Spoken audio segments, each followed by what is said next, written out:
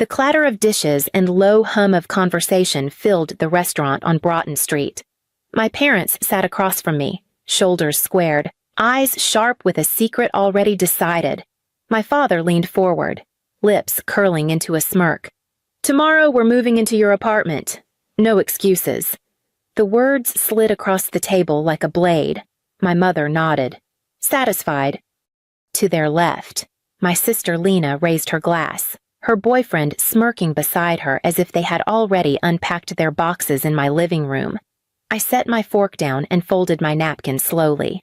Not because I was calm, but because I had trained myself to appear that way. My name is Alara Whitmore. I'm 30 years old, and for most of my life, I've been the daughter expected to manage everything, the one who held things together while Lena was celebrated for falling apart beautifully. But I am no longer the girl patching leaks and shelving second-hand books. I built a health tech startup from sleepless nights and diner coffee, wrote code until my hands shook, and learned that survival could be turned into strategy. That apartment they thought they could claim. It wasn't just an address. It was the first key that belonged only to me. The deed signed with no one else's name, the one place where silence didn't mean punishment, but peace. I watched Lena lean closer to Brian, whispering like victory was hers. My parents expected me to argue, to crumble, to yield like always. Instead, I let the pause settle until even the waiter hesitated near the table. "That's fine," I said evenly. "Just bring $860,000 by morning." Their faces drained of color, and the table stilled, long before that lunch in Savannah. I had already learned what it meant to stand in the background. Lena was the gifted one. At least that's what my parents called her, even when her report cards were littered with C's. She could stumble through a piano recital and still be applauded for her creativity. I could bring home straight A's and be told I was reliable, as though my achievements were just proof that I could handle more. I remember the year she turned 16. A red convertible appeared in the driveway with a bow on top, my father proudly patting the hood as if he'd placed a crown on her head. I was 14 then, clutching a stack of thrift store books my mother had picked up for $1 a box. They told me it would toughen me to read what others had discarded. That word tough became my inheritance. Tough enough to walk to school while Lena drove past, music blaring. Tough enough to cook dinner when my parents stayed late at gallery openings. Tough enough to patch the leaky sink while she laughed with friends in the backyard. Whenever I asked why, the answer was the same. Lena needed support. I could manage. It was a strange kind of love, the kind that kept me busy instead of safe. I learned to carry groceries and silence with the same practiced hands. When Lena borrowed the money I earned babysitting, I knew it wouldn't return. When I asked, she called me stingy, and my parents nodded along as though my protest proved her right. Somewhere in those years, resentment began to simmer quietly, like water left on low heat. I didn't shout or rebel. I simply faded into corners, learned to survive on the edges, and memorized the map of every doorway that could lead me out. That was the soil I grew from praise poured on her.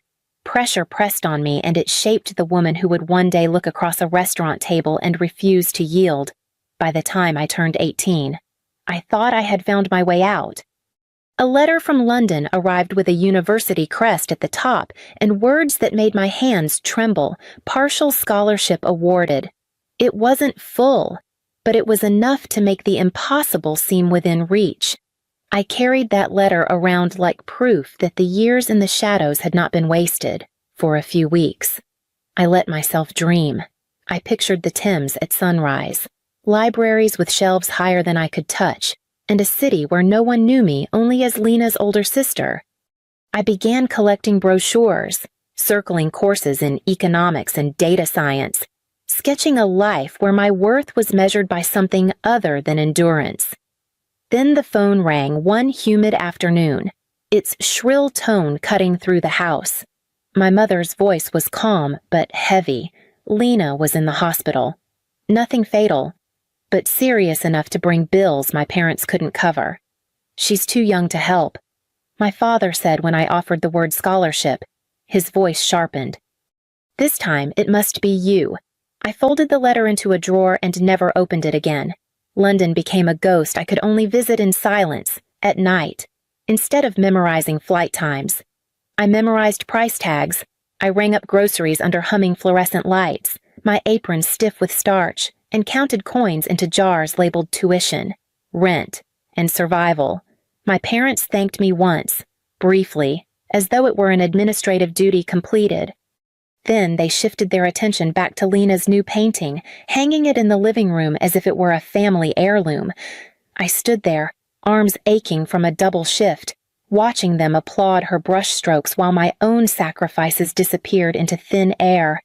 Something hardened in me after that. I stopped auditioning for their praise. Instead, I opened a small savings account in my own name, depositing every extra dollar. No matter how small, I didn't tell anyone. It was the first secret I ever kept from them, a quiet rebellion disguised as practicality. I had given up London, but I wouldn't give up the idea of leaving. After London slipped away, I buried myself in what was left work and study. Days blurred into one another, classes in the morning, part-time jobs through the afternoon, and coding late into the night. My desk was littered with second-hand textbooks, notebooks full of equations, and half-drained cups of coffee that had gone cold before I ever finished them. Survival became a calculation, tuition balanced against rent, groceries weighed against bus fare. I lived inside spreadsheets, teaching myself to stretch a single paycheck into a month of meals and lab fees, while Lena posted pictures of galleries and rooftop parties. I posted nothing. I didn't have time for appearances. I was too busy keeping my head above water. It was during one of those long nights in the campus library that I met Daniel. His laptop screen flickered as he muttered at the keyboard. A pile of repair tools scattered beside him. He fixed computers for gas money, for textbooks, sometimes for food. We traded stories over vending machine coffee, the bitter taste softened by his dry humor. Where others had called me stubborn, Daniel called me relentless. And for the first time, the word didn't feel like a criticism. We studied side by side, deadlines chasing us like storm sirens. Cheap tacos became our luxury dinners. Shared earbuds filled the silence with music when words felt too heavy. He didn't pity me for the sacrifices I had made. He understood them because he was making the same ones. The Savannah startup scene was small but restless. A handful of offices tucked into historic buildings where ceilings leaked and dreams felt bigger than the rent. I joined as an intern, the youngest face in a room of mismatched desks and flickering lights. We built prototypes that looked ugly but worked, bribing testers with pizza and sheer optimism. Failure was constant, but it didn't scare me. I had failed bigger things already: dreams, scholarships, approval. This was just code. It could be rewritten. Each morning, when the city was still wrapped in fog, I walked to class with a laptop in my bag and a ledger in my mind. Sleep was a luxury I rarely touched. Progress wasn't glamorous, but it was steady, measured in lines of code. Shifts survived, and coffee cups emptied before dawn. At 27, I signed papers that felt heavier than anything I had ever held.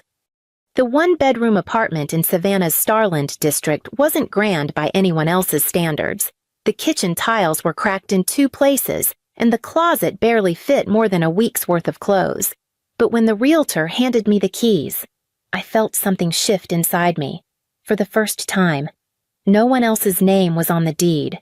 The apartment was mine, every square foot, every creak of the old floorboards, every shaft of light that poured through the east-facing window each morning. I remember standing in that light with my boxes still sealed, breathing in the scent of paint and possibility. After years of borrowed spaces and compromises, I finally had a door I could lock and know no one else had the right to open. Daniel helped me haul in furniture, mostly Craigslist finds and hand-me-downs. We laughed when the couch got stuck in the stairwell, sweating through the July heat until a neighbor offered an extra push. By the time we collapsed on the floor that night, surrounded by cardboard and pizza crusts, the apartment already felt like freedom. That feeling didn't last long. My parents insisted on touring my office at the startup where I'd earned equity. They walked the halls slowly, touching the desks, glancing at the whiteboards covered in half-legible code, but instead of pride, their questions came sharp and precise. How much are your shares worth? Now. What's the valuation? Not once did they say they were proud. Not once did they ask how I was sleeping or eating. They looked at me like an asset to be audited. Later that week, Aunt Carol called me over for coffee in her garden. She had always been softer, less rehearsed than the rest of the family. She stirred sugar into her mug before she spoke, her voice low. They're drowning. Ilara, credit cards, second mortgages, Lena's studio fees. Your sister's spending money like it grows on trees. She sighed. And they're already eyeing you as the safety net. I sat there in the fading light, the scent of jasmine thick in the air, realizing that the apartment I had seen as my sanctuary might soon become their solution. The lock on my door was sturdy, but locks only hold when boundaries are respected. One evening, as I returned to my parents' house to drop off some papers Aunt Carol had asked me to deliver, I paused in the hallway outside the kitchen. Their voices carried, low but sharp enough to catch. We'll move into Ilara's place, my father said, as if it were already settled. Save rent. It's only fair. The words landed heavier than any slammed door. My mother murmured agreement, and in that instant, memories rushed back with brutal clarity, babysitting money that disappeared into Lena's pockets. The scholarship I surrendered so hospital bills could be paid, the groceries rung up under fluorescent lights while she danced under confetti. I felt the same dull ache in my chest, the same reminder that in their eyes, my role had never been daughter. I was resource, fallback, plan B. That night, I couldn't sleep. I sat at my apartment desk, laptop open, ledger pages spreading like scars across the screen. For years, I had tracked sacrifices like an accountant coins counted, dreams deferred, debts absorbed, but staring at those columns now, I realized I could add a new category, not what I owed them, but what I owed myself. A week later, I met Patrick Whitaker, a lawyer recommended quietly by one of Daniel's colleagues. He was calm, deliberate, with a way of asking questions that felt like carefully placing bricks into a foundation. Together. We sketched contingencies, a trust lock to secure my equity, no trespass clauses filed with the city, airtight agreements that transformed my savings into a fortress. He explained buyout conditions if anyone tried to claim rights to my property. The figure would stand at $860,000, not a dime less. Every document I signed felt like a stone laid into a wall I wished had been there when I was a child, when the final page was notarized. Patrick looked up and said simply, "Now you can sleep." And for the first time in weeks, I did. The ledger that once bled red now carried a different kind of line protection written in ink and law. Magnolia's Bistro was warm with the scent of garlic and fresh bread, candlelight dancing across polished silverware. I had chosen the place carefully, neutral ground with too many witnesses for anyone to raise their voice. Daniel sat beside me, steady as always, his hand brushing mine under the table. Aunt Carol lingered near the end, quiet but watchful. My father leaned forward first, his tone carrying the weight of a verdict already written. "We've decided," he said, folding his napkin neatly on his lap. "Tomorrow we're moving into your apartment. It's what families do. No excuses." My mother's smile stretched thin, as if to soften the blow, though her eyes gleamed with certainty. Across from me, Lena scrolled through her phone before setting it down with a triumphant little smirk. Her boyfriend, Brian, twirled his pasta slowly, like he was already savoring the taste of rent-free living. I set down my fork, smoothed the crease of my napkin, and let the weight of their expectation hang in the air. For years, I had filled that silence with obedience, with compromise, with sacrifice they never remembered. Tonight, I let the silence do its own work. Finally, I looked up, voice calm enough to steady the flickering candles. "That's fine," I said. "Just bring $860,000 by morning." For a beat. No one moved. Glasses hovered midair. Forks froze inches from plates. My father's jaw tightened. My mother's smile collapsed like a curtain yanked down too soon. Lena's phone slipped from her fingers and clattered against the floor. Brian blinked, his fork dangling between his fingers. I didn't raise my voice. I didn't flinch.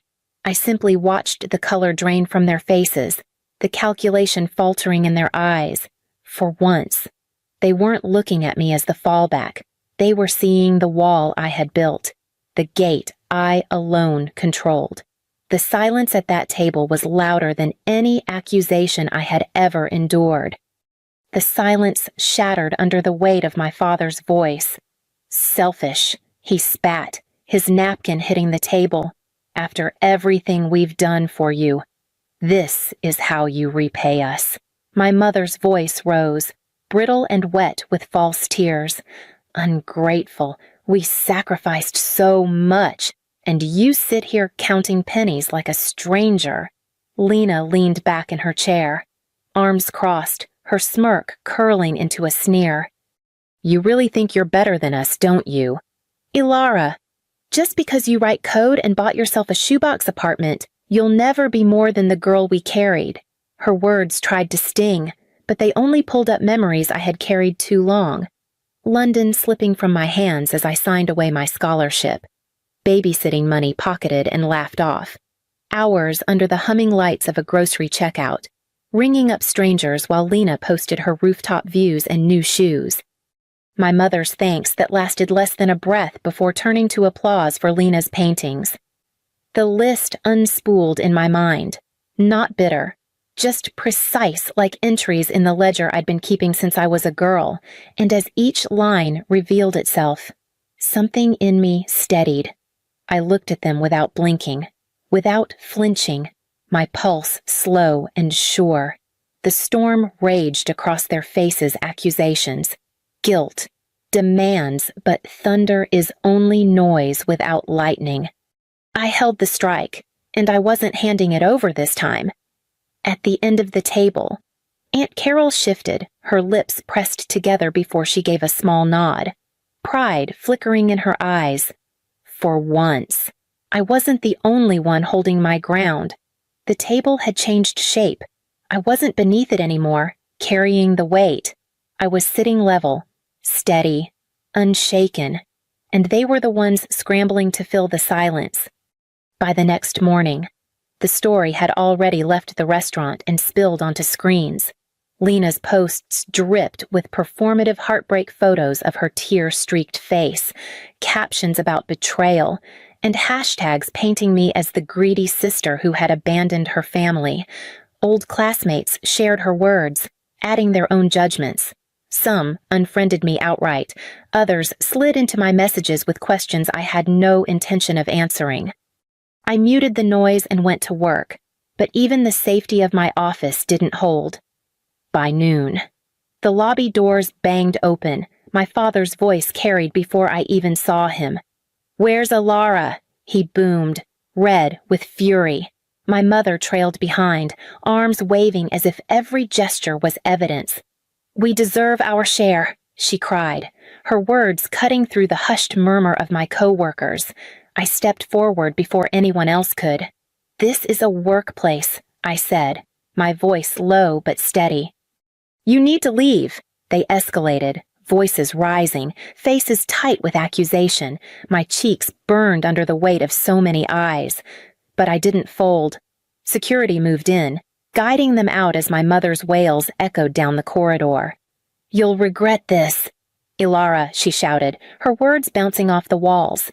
The quiet afterward felt like a wound, raw and stinging. I closed my office door and called Patrick. His calm tone landed like a stone in water. "The documents are airtight," he assured me. "They have no claim." Relief came slowly, like air after being underwater too long. That night, I scrolled through my contacts, thumb hovering over familiar numbers before pressing block. The silence that followed didn't feel empty. It felt like oxygen, rediscovered and clean. Months passed, and the storm that once felt endless began to thin. I poured my energy into the startup, long days turning into longer nights. But this time the work didn't feel like survival. It felt like momentum. We signed new clinics, brought on 3 more developers, and filled the office with the quiet hum of people who believed in the same vision. Daniel and I married in a small park along the Savannah River, the water glinting in late afternoon sun. The ceremony was simple wildflowers in mason jars, folding chairs on soft grass, but it was ours. Aunt Carol dabbed her eyes with a handkerchief, her shoulders shaking with gentle sobs. When I slipped the ring onto Daniel's hand, I didn't think of what I had lost. I thought of everything we had chosen. Meanwhile, the family I once shouldered began to shrink under their own weight. My parents sold the house I grew up in, moving into a modest apartment lined with linoleum floors. Lena's feed grew quieter, her boyfriend gone, her art posts replaced by blurred snapshots of small canvases. The thunder that had once rattled me from the inside out now sounded more like a distant storm, fading across the horizon. One evening, I returned home after a late meeting, the air heavy with the smell of rain. I closed the door to my apartment and turned the key, listening as the lock clicked into place. For the first time, it didn't feel like shutting danger out. It felt like sealing peace in. The space around me was quiet, steady, entirely my own.